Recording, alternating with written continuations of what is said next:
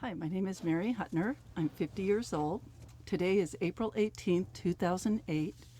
I'm in Sacramento, California with my nephew George and my mother Donna. My name is George Hagel, and I'm 8 years old. Today's date is April 18th, 2008.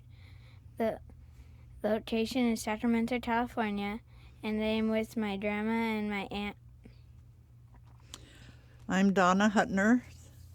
I'm 81 years old. The date today is April 18th, 2008. We're in Sacramento, California, and I'm the mother to Mary and grandmother to George. Mom, could you tell us where you were born? Minneapolis, Minnesota. Who were your parents? Laura Jackson Namoff and George Namoff. That's where you got your name. Where were your parents from? My mother was born in this country in Minnesota, Pelican Rapids. And my dad was born in Macedonia, the original Macedonia in Europe, in 1896. What did they do? My dad had several occupations, but the longest one was a labor organizer for unions and the president of Local 665 in Minneapolis. And your mother?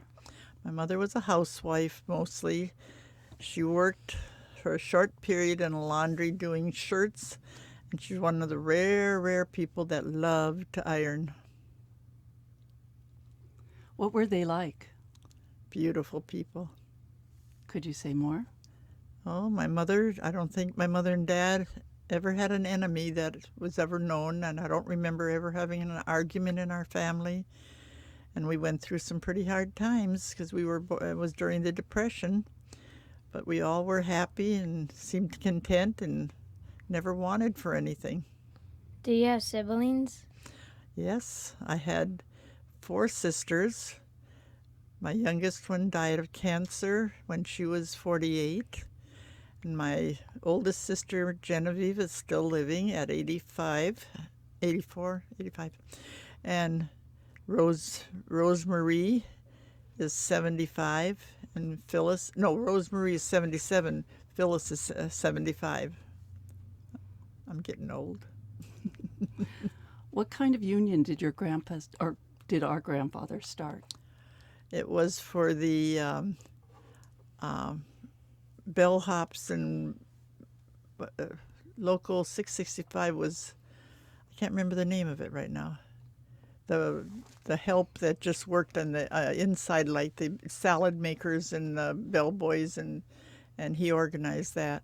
He was an elevator operator for the athletic club when he first started working in Minneapolis. I guess that's when the idea come to him.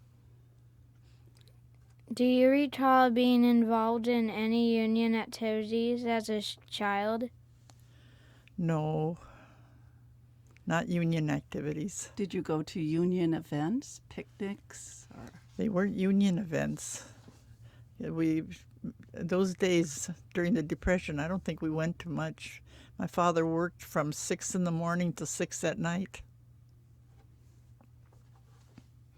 Did your family suffer because Grandpa was involved with organizing and managing a union?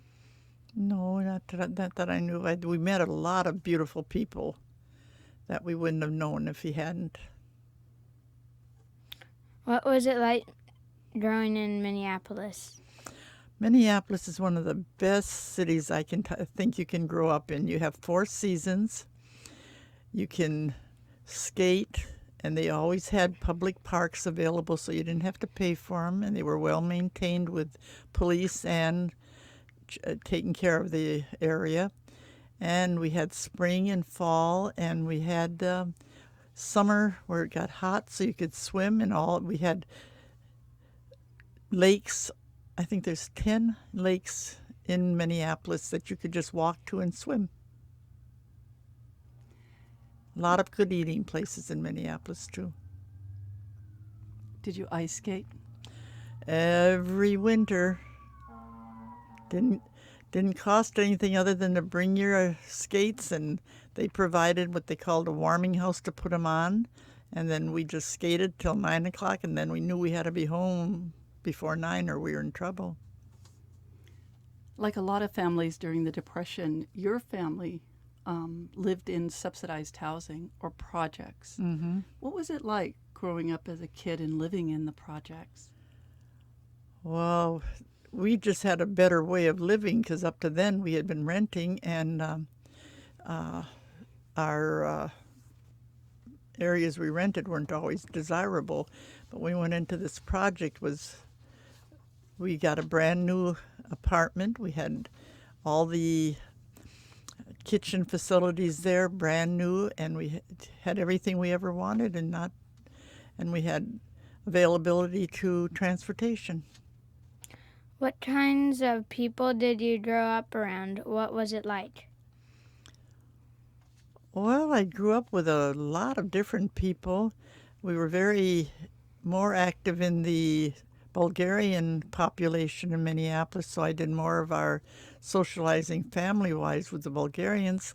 But my mother was Swedish and Norwegian, and her cooking came out there, and so we met all these people. And I met, when I went to school, I went to public school, and I still have the friends that I went to school with that I keep up with today. Did you go to college? Yep. Where? Went to the University of Minnesota, in the School of Nursing. But I had an opportunity that most people didn't have at that time, because the Cadet Corps of Nursing came up to our high school and gave us a talk, and I could have my education completely free as long as I kept my grades up in the workup. And so I switched my high school program all around, from fashion designing to everything I needed to get into the University of Minnesota. Why did you choose nursing? Nursing chose me because it paid for something I couldn't have paid for otherwise. What did you like best about the nursing program? I enjoyed it all, really. I had a very wonderful time. We worked hard, and Minnesota at that time was one of the top medical areas in the United States, so I was very fortunate. Where did you first work? Fort Snelling, Minneapolis, where the VA hospital was. That was my first job. How did you and Dad meet? That's where I met Dad. He came in there with his heart. He had pericarditis, and he came to my floor, and I took care of him. Was it love at first sight? No. First time I saw Grandpa, I looked at him and said, I didn't think they allowed young kids in here. I thought it was only for veterans. He was such a young-looking 21-year-old. How did he win you over? I think we just knew. It was nothing special. I think those days they kept them in the hospital a lot longer than they do now, because he came in August and he wasn't discharged from the hospital till in December. And then we got married in February. Did you have any concerns about marrying him? Not really. I got to know his family pretty well, and I knew what I was getting into. And I knew everything about Grandpa. Did your parents? Nope. They just accepted anybody that I had very liberal parents. If we wanted something and they wasn't going to be harmful to us and all that, they let us pretty well proceed with our life. What is your best memory of your wedding day? Kind of a blank. It was very cold. It was 29 degrees below zero that day. Cars coming to the wedding had to be thawed out because they were freezing. And we had a house reception, and we had all our friends and people we've known for so many years were there and helped us have a beautiful day. You and Dad wanted a family. How did you decide on the number of children? Well, that was kind of difficult. I went for 12 and he went for 3, so we settled on 6. If you could do everything again, would have 6 children? Oh, definitely. Maybe more if I could have had a little more money. Nursing didn't pay that well at that time. How did being a parent change you? I don't think at all. Unless you kids think I've changed. I don't think I have.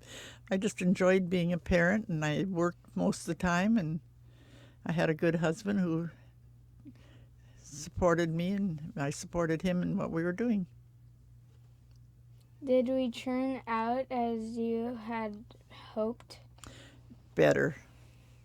Each one of you were better. In fact, some of you excelled very much further than I thought any of my kids were capable of doing. Don't ask me any particulars.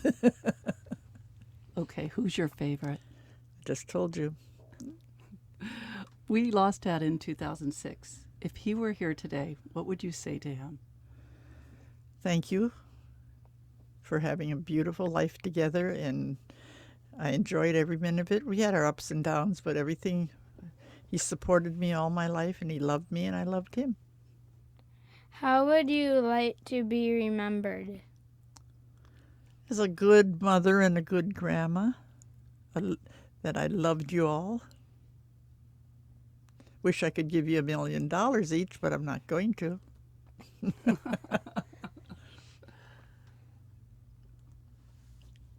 So, do you remember at all when you were George's age, when you were 8?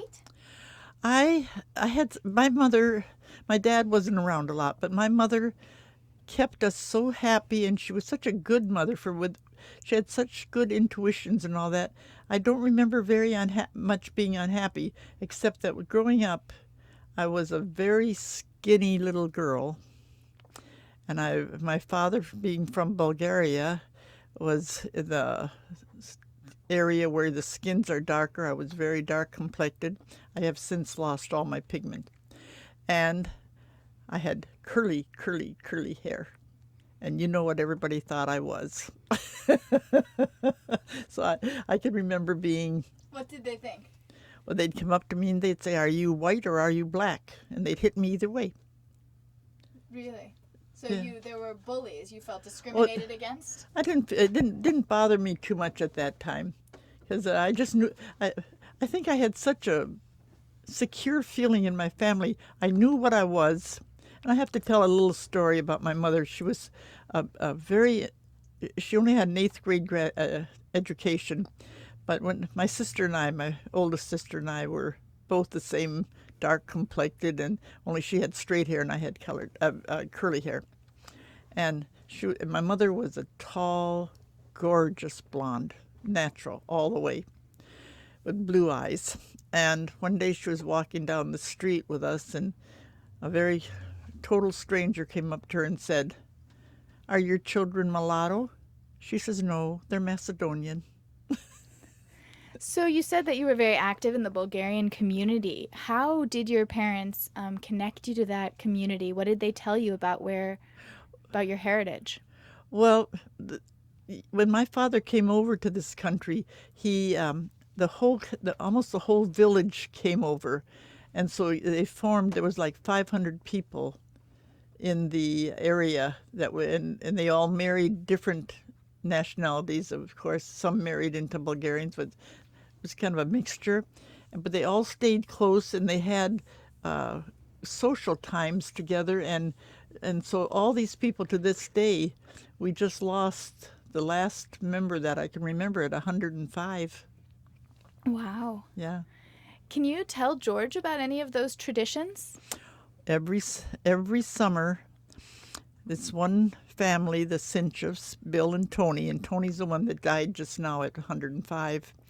They lived out in the suburbs of Minneapolis, and we would have a lamb roast, which was pretty traditional for the country of Macedonia.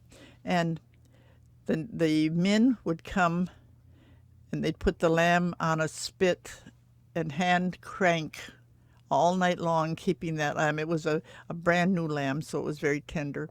And they'd cook it all night long, and then in the morning the women would come and the children, and we'd have just like a great big picnic, and we'd have national type foods like lamb and salads. It's a very big tomato and lettuce type salads and stuff. They had a lot of peppers, but we just had a lot of fun. We stayed there all day and didn't cost anybody anything. They just bought the lamb together and all donated food. But we had that every year for years and years.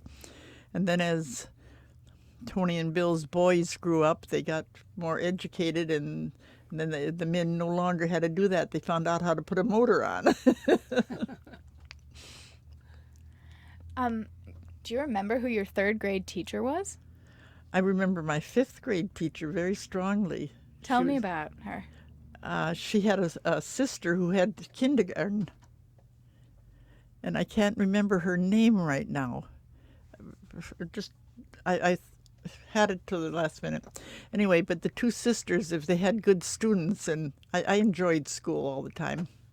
And Minneapolis had a beautiful school system at that time, and so we were reading well. In fifth grade, we were reading everything. And when you did your work and did it right, we had the privilege of going helping the kindergartners. So and they were both spinsters. And I think the biggest thing I remember of her, she always put a piece of Scotch tape when she made a kind of a wrinkle in her eyebrow to try to straighten it out.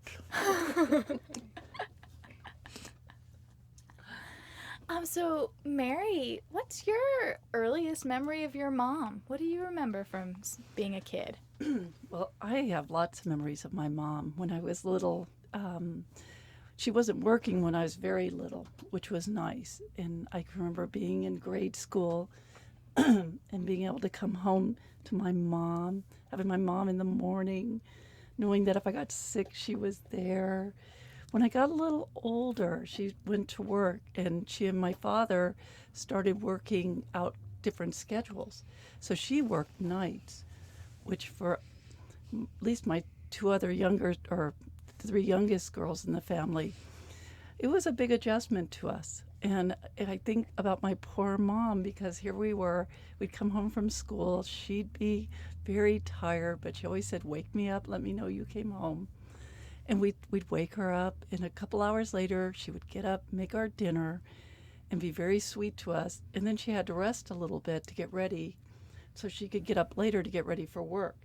And lots of times she'd sleep on the couch, and all three of us would fight to lay on her. We don't know how Grandma ever slept. I have to tell a little story about Mary, though, at this time. Mary is a big defender, and her sisters come running into the house one day a little after 3 o'clock and say, "Mom, Mary's going to be beat up. She's really in trouble."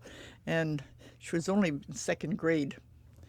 And they had walked quite a ways from school at that time. And so I got out of bed and went out and looked to make sure she was coming home. And there she was, but she was surrounded around with people admiring her because she won. Do you remember that fight, Mary? What was it over? Probably some boy said something cross to me, and I responded. We ended up getting in a fight. That happened quite a bit when I was little. When she got older, she did too, because in high school, she saw two friends being attacked by a bunch of other girls, and so she got in, and they were all in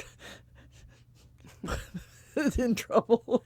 I think one of the things I really love about my mom is that she has taught us a lot of really good lessons in life, and I think one of the best things is the importance of family. Oh. She and Dad. When we were little, my dad always said, "I had you 6 kids so I wouldn't be alone when I'm older." We used to think, what an odd thing to say. But as we got older, we realized that it's the most precious thing we have. And what a great gift for him to have given that to us and her. And they also made sure we were very active. There were 6 children in the family. And it could have been chaos, and it wasn't. They always kept us active. They always kept us involved in things. And we worked together around the house. And it really taught us about the importance of needing to rely on each other. And now that we're adults, we are very close, and I feel really lucky. I have to add that their father was a single child of a divorced family. And so we were kind of opposites when we married.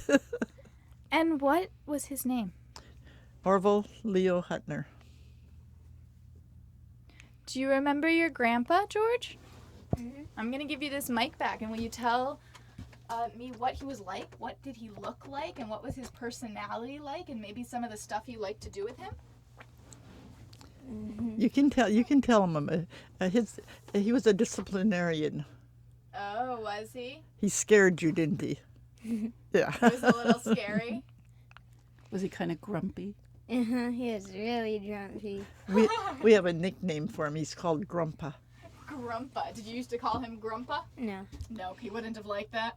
Mm-mm. Uh-uh. He would have yelled at me and told me he would have called me shortstop.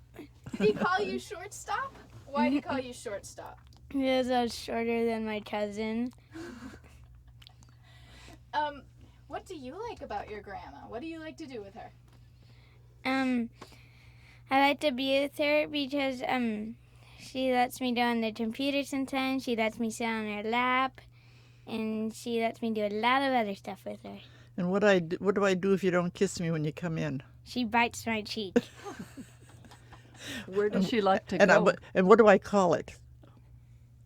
A love bite. Where does she like to take you? Brookfields. And where else does she take you? The base. And what is the base? It's a store that I like to get Legos from. So you're into Legos? What do you make out of the Legos? I made a lot of other stuff. I made Star Wars, I made operators, I made Mars missions, I made robots, I made spaceships, I made cars, I made satellites, and I made cities. Wow. What do you want to be when you grow up? Do you know? Uh-huh. What are you going A to be? mechanical engineer. Oh, wow. I bet all that Lego practice is good for that. What else do you like to do aside from Legos? Do you play sports? Yeah, I play soccer and basketball. Which do you like better? Soccer. You're good at it, too. Georgie, who's your mom?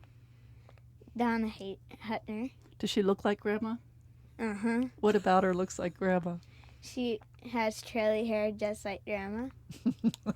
And how is my hair? Straight. And your hair? Blonde. Is it straight? Uh-huh. It's funny how some in our family has really curly hair and some doesn't. What about your brother? My brother has curly hair too. And what's his name? Nick. What kind of a mom is your mom? Sometimes a crabby mom. And sometimes she's really nice. What does she do when she's really nice? What are some of the nice qualities? She gives me snacks and she lets me have soda. I bet she does some other nice things. What do you like to do with her? Does she ever take you anywhere? She sometimes takes me to the park with my friends. Where is she going to take you now? What trip are we going on? Oh, we're going to France to visit our aunt. Oh, and tell me about your aunt who lives in France. Her Her name? name's Susie, and She lives in Paris. she lives in Paris, and I think she lives in a 5-story apartment, and she has a few bakeries right by her apartment. And Is this your first trip to Europe? and it's my first time on a plane. And are you learning French? Uh-huh. Can you say hello? Bonjour. Very good. Are you excited about going on a plane? Uh-huh. What do you think it's going to be like? Really quiet, and I'm probably gonna fall asleep the whole way or play video games.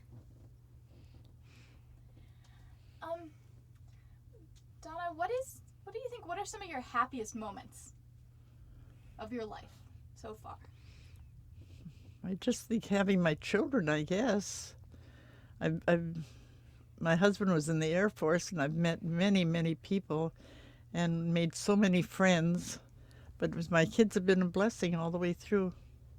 And my husband's always been a back of me, so even if I was dead wrong, he'd say I was okay. Is that how you had such a successful marriage? It was part of it. Do you have any more tips for any just general lessons you've learned how to raise a family, how to have a good life? I think you have to be practical and live to what your finances and where you live and all that is. Don't be thinking you can always go better and better, because I don't think that means too much. I don't think money brings all the happiness people think it will. And what are your hopes for George and Nick and all your other grandkids? I just wish them all to be as successful as their parents, and maybe do a little bit more. And with the way George is going, he might even be president. Would you like that? No. No, you want to be a mechanical engineer. Uh-huh. You don't want to do both? No. I like making a lot of stuff. Any other thoughts, things that you want to share with the rest of your family? Nope. No. All right, well, thank you so much for coming in and for talking with us today. Thank you. You Thank made it very you. easy. That was good.